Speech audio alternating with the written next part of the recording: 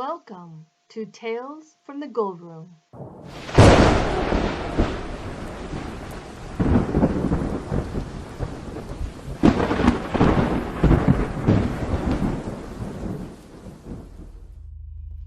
Hello, and welcome back. Return for another story? Then won't you join me by the fire as I tell you the story of the ghostly figure I saw in my hallway? Growing up in my parents' house, always strange things. I remember strange things always happening. So I always thought that the house was haunted. It goes way back to when I was very young, and my parents would tell me stories of things that they would witness or they would see in the house. My brother and my dad, they really liked to watch horror movies, scary movies that came on TV. And they also liked to watch them in the dark for whatever reason. And since I didn't want to go to bed yet, I would stay up with them, kind of peeking behind the sofa. So when I would go to bed at night, I would always leave the bathroom light on. There was a hall, the kitchen, then the bathroom, and then like a little hall closet, and then my room. And so the bathroom was to the right of my room. And I'd always leave the light on so I wouldn't have any nightmares. I tend to have a lot of bad dreams or nightmares or night terrors when I was little. But my dad, he would, have to use the bathroom in the middle of the night, I guess. And so after he used it, he would turn off the light. So there was times when I would be woken up in the middle of the night, and they said between the witching hours, which is like between, I guess, 12 and 3 or 2 and 3 a.m. when odd things or strange things would happen in the house. And so this must have happened during a time my dad must have used the bathroom and decided to turn off the light, because he didn't believe in those things. So I recall waking up, maybe from a bad dream, I don't know, but I woke up and it was probably like around 2 o'clock in the morning. And it was dark, but I looked, but I could see there was enough light coming in from my window that I could see the hallway right outside, the doorway right outside my door. And I looked, and I recall seeing, it was like a younger boy. I was about maybe 12 years old, so he was around 12 or 13 that he looked like, around my age. And I recall him standing there in the hallway, and he wore glasses, and it looked like he had overalls on, a very old looking outfit that he wore. And I recall him staring at me. He would just stand there and just stare at me.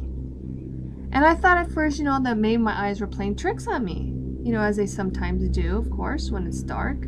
So I moved a little bit closer on my bed, closer to the doorway, and I looked harder, but I could still see him. And he was still standing there, like he was watching me, and he was like smiling. So I moved a little bit closer on my bed, closer so I could, and I was peering through the darkness, and I was trying to make it out. Maybe my eyes were playing tricks on me, and I was trying to see a little bit better, but he was still there, still standing there in their doorway, looking at me, staring at me with that little crooked grin, like smile on his face.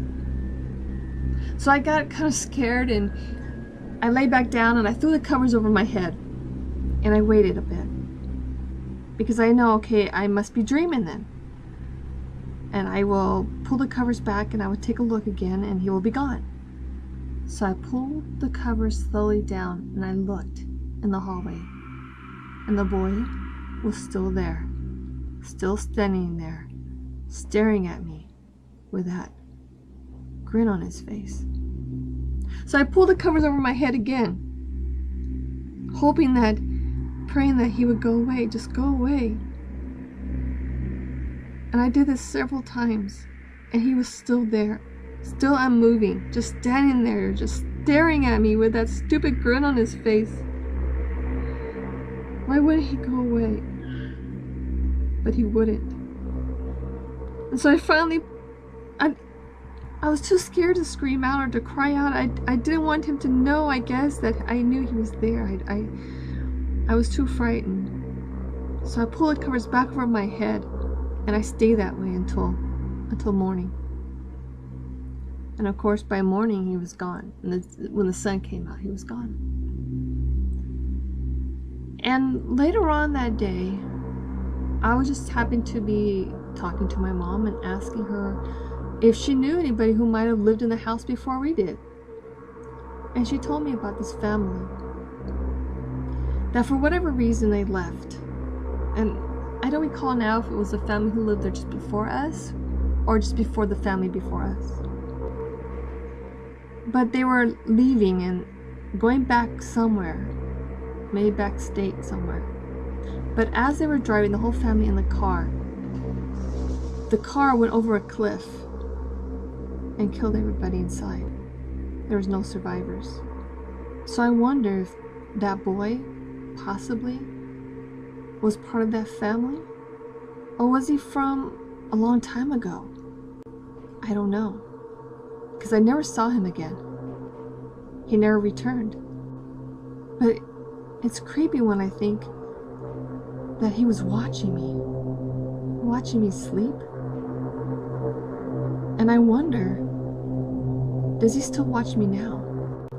And that makes me wonder, who might be standing in the doorway in the middle of the night, watching you while you sleep?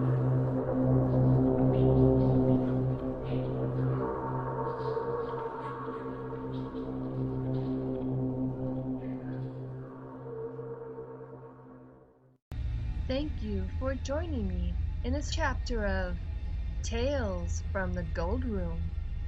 I hope it wasn't too scary.